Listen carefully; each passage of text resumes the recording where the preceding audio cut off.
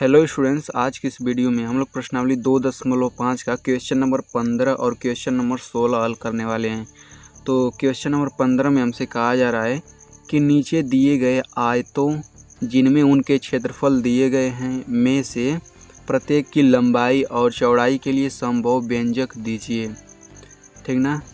तो जैसे यहाँ पे ये आयत का क्षेत्रफल दे दिया गया है और हमें इसकी लंबाई और चौड़ाई ज्ञात करनी है।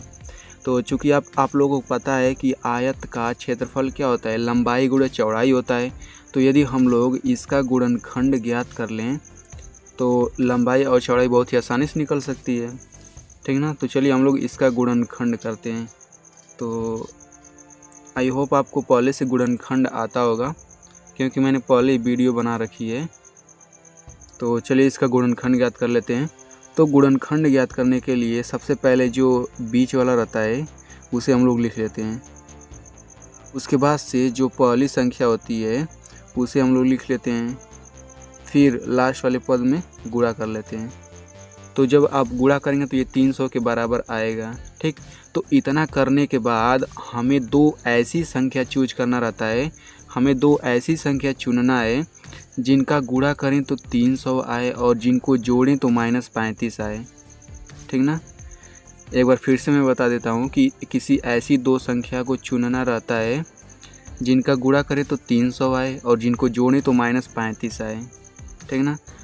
तो यहाँ पे देखिए दो संख्याएं हैं, -20 और -15। इनको जोड़ेंगे तो -35 के बराबर आएगा और यदि इनका आप गुणा कर दें तो 300 के बराबर आएगा। ठीक ना। तो अब देखिए हम लोग इसको किस तरीके से लिखेंगे। तो ये हो जाएगा 25a², फिर -35a को लिख सकते हैं -20a -15a +12। तो देखिए इस प्रश्न में कोई भी परिवर्तन नहीं हुआ है। ये 25a² 25a² है, 12 लिखा गया है और यहाँ पे -35a को -20 से -15a लिख दिया गया है। इसको जोड़ेंगे तो -35a आ जाएगा। अब उसके बाद से इन दोनों संख्याओं में हम कॉमन लेते हैं। तो इन दोनों में कॉमन क्या है, इन दोनों में कॉमन है 5a। ठीक ना। तो 5a जब कॉमन लेंगे तो ये हो जाएगा 5a -4। जब आप 5a का 5 में करेंगे तो 25a² आ जाएगा। जब आप 5a का -4 में गुणा करेंगे तो 5 चौक -20a आ जाएगा। ठीक ना। उसके बाद से देखिए जो यहाँ कोष्ठक में आता है सेम वैल्यू यहाँ पे भी आती है कोष्ठक में। तो 5a -4 आ गया ये। ठीक। अब इसमें हम लोग किस संख्या से गुणा करें कि ये दोनों पद आ जाएं, -15a +12। तो इसमें यदि हम लोग -3 से गुणा कर दें तो -15a +12 आ जाएगा। देखिए -3 गुणा +5a 15 -15a हो जाएगा। ठीक ना। और -3 से जब -4 में गुणा करेंगे तो +12 आ जाएगा। अब उसके बाद से देखिए 5a -4 5a -4 दोनों में कॉमन है, तो इसे हम लोग एक कोष्ठक में लिख लेते हैं और दूसरे कोष्ठक में ये वाला लिखेंगे 5a -3। ठीक ना। तो ये तो गुणनखंड हो गया। अब इसके बाद से हम कैसे पता करेंगे कि कौन सी लंबाई है कौन सी चौड़ाई है। तो चूँकि लंबाई जो होती है चौड़ाई से बड़ी होती है। ठीक ना। तो इसमें से हम लोग बड़ी संख्या चुनेंगे। तो बड़ी संख्या कैसे चुनेंगे चलिए देख लेते हैं। तो ये देखिए ये क्या है, 5a है, यहाँ भी 5a है। इसका मतलब ये हुआ कि ये दोनों सेम हैं, ये दोनों 5a सेम संख्याएं हैं और इसमें से 4 घटाया जा रहा है और यहाँ से 3 घटाया जा रहा है। तो इसमें से बड़ी संख्या यही होगी। जैसे यदि मान लीजिए अगर कहा जाए आपसे कि 10 में से 4 घटाइए और फिर 10 में से 3 घटाइए। ठीक। तो 10 में से 4 घटाएंगे तो 6 आएगी और 10 में से 3 घटाएंगे तो क्या आएगा, 7 आएगा। तो बड़ी कौन सी है, बड़ी यही है। इसका मतलब ये हुआ कि ये बड़ी हो जाएगी, यानी कि लंबाई हो जाएगा 5a -3 और चौड़ाई हो जाएगा 5a -4। यही आपका आंसर है। तो चलिए बढ़ते हैं दूसरे क्वेश्चन की तरफ। तो दूसरा क्वेश्चन है 35y² + 13y -12। इसका हमें गुणनखंड ज्ञात करना है। तो सबसे पहले हम लोग वही प्रोसेस अपनाएंगे।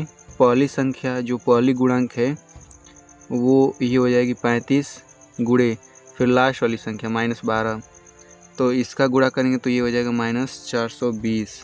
और फिर ये देखिए बीच वाला पद क्या है, 13 है। ठीक, तो अब हमें कोई दो ऐसी संख्या चुनना है जिनका गुणा करें तो -420 आए, जिनको जोड़ें या फिर घटाएं तो 13 आ जाए। ठीक ना, तो वे दोनों संख्याएं हैं 28 - 15। ठीक ना, ये दोनों ऐसी संख्याएं हैं जिनको आप जोड़े या फिर घटाएंगे तो 13 आएगा, लेकिन इनका गुणा करेंगे तो 420 आएगा। 35y² प्लस 13y को लिख सकते हैं हम लोग 28y - 15y - 12। 28y में से 15y घटाएंगे तो ये फिर 13y आ जाएगा। तो अब देखिए इन दोनों में कॉमन क्या दिख रहा है, इसमें से देखिए क्योंकि 7 जो है 7 से 35 कट जाएगा, 28 कट जाएगा तो ये हो जाएगा 7, और y दोनों में कॉमन है ही, तो ये हो जाएगा 5y + 4। जब आप 7y का 5y में गुणा करेंगे तो 35y² आ जाएगा। जब आप 7y का 4 में गुणा करेंगे तो 28y आ जाएगा। फिर यहाँ पे देखिए जो ये कोष्टक में होता है सेम वैल्यू यहाँ पे भी आती है, 5y + 4। अब हम लोग इसमें किस अंक का गुणा कर दें कि ये ऊपर वाली दोनों संख्याएं आ जाएं। तो यहाँ पे देखिए 15, यहाँ पे 5 है, इसका मतलब -3 से यदि हम लोग गुणा कर दें तो ये ऊपर वाला पद आ जाएगा। देखिए -3 × 5y -15y और -3 × +4 -12। अब ये एक कोष्टक में हो जाएगा 5y + 4, दूसरे कोष्टक में 7y - 3। ठीक ना, तो इस तरीके से ये जो दिया गया है ये हो जाएगा लंबाई और ये हो जाएगा चौड़ाई। तो यही आपका आंसर है। तो चलिए बढ़ते हैं अगले क्वेश्चन की तरफ। तो 16वां क्वेश्चन है, घनाभो जिनके आयतन नीचे दिए गए हैं, विमाओं के लिए संभव व्यंजक क्या है। ठीक ना, यानी कि यहाँ पे आयतन किसी भी घनाभ का ये आयतन दिया गया है और हमें उस घनाभ की विमाएं बताना है, यानी कि लंबाई चौड़ाई ऊंचाई बतानी है। ठीक ना, तो इसके लिए भी चूँकि किसी भी घनाभ का आयतन होता है लंबाई गुणे चौड़ाई गुणे ऊंचाई, तो इसलिए हम लोग इसका गुणनखंड ज्ञात करेंगे। तो गुणनखंड ज्ञात करने के लिए देखिए ये 3 और 12, ये 3 से कटेंगे दोनों अंक, तो ये 3 कॉमन हो गया।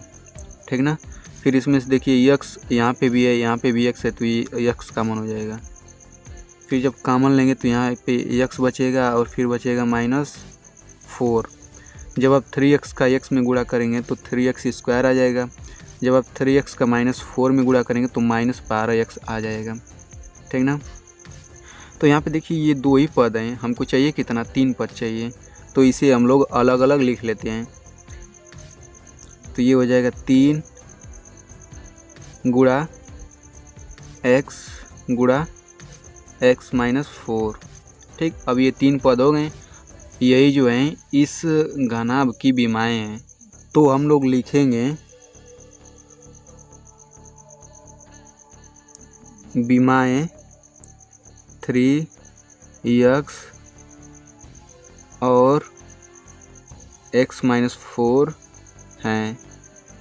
यही आपका आंसर है। तो चलिए बढ़ते हैं दूसरे क्वेश्चन की तरफ। तो दूसरा क्वेश्चन है 12ky² + 8ky - 20k। तो सबसे पहले इसमें से कॉमन क्या दिख रहा है, देखिए 12, 8 और 20 ये 4 से पूरे कट जाएंगे। ठीक, और सब में k कॉमन है तो 4k कॉमन हो गया। तो इसमें क्या बचेगा 3y² प्लस यहाँ पे बचेगा 2y फिर -5। तो जब आप 4k का 3y² में गुणा करेंगे तो 12ky² आ जाएगा। 4k का 2y में करेंगे तो 8ky आ जाएगा। 4k का -5 में गुणा करेंगे तो -20k आ जाएगा। ठीक ना, अब इसके बाद से देखिए ये तो अलग हो गया, अब हम लोग इसका गुणनखंड करेंगे। तो इसका गुणनखंड करने के लिए जो पहला अंक है उसका गुणा लास्ट अंक में करते हैं, यानी कि 3 गुणे -5 बराबर -15। ठीक, और बीच वाले पद का गुणांक ये देखिए 2 है। ठीक, तो हमें दो ऐसी संख्या बतानी है जिनका गुणा करें तो -15 आए और जिनको जोड़ें तो +2 आए, या फिर जिनको हल करें तो +2 आए। तो चूँकि -15 का गुणनखंड क्या होता है, इसका हम लोग लिख सकते हैं 3 गुणे -5 या फिर -3 गुणे 5, इसको लिख सकते हैं। तो यहाँ पे देखिए ये -3 और 5 ऐसी दो संख्याएं हैं जिनका गुणा करें तो -15 आएगा और जिनको हल करें तो +2 आ जाएगा। 5 में से 3 घटाएंगे तो क्या आएगा, 2 आ जाएगा। तो ये हो जाएगा 4k, ठीक ना।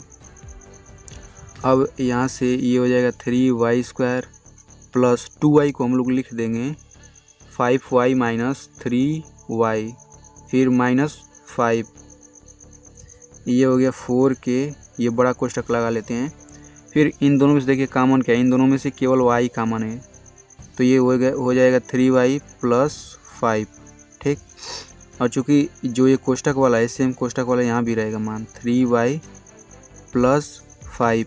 अब हम लोग इसमें किस संख्या से गुणा करें कि ये ऊपर वाला पद आ जाए, तो -1 से यदि गुणा कर दें तो -3y आ जाएगा, -5 आ जाएगा।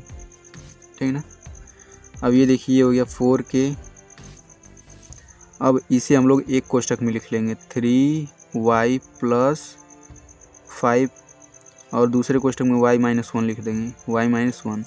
तो आप देख सकते हैं कि ये हो गया एक पद, ये दूसरा पद, ये तीसरा पद। तो हम लोग लिखेंगे बीमाए 4k 3y प्लस 5 y-1 हैं। यही आपका आंसर है। तो आई होप जो कुछ मैं बताया वो आपको समझ में आ गया होगा, लेकिन यदि कोई डाउट रह जाता है तो आप कमेंट में पूछ सकते हैं। Thanks for watching.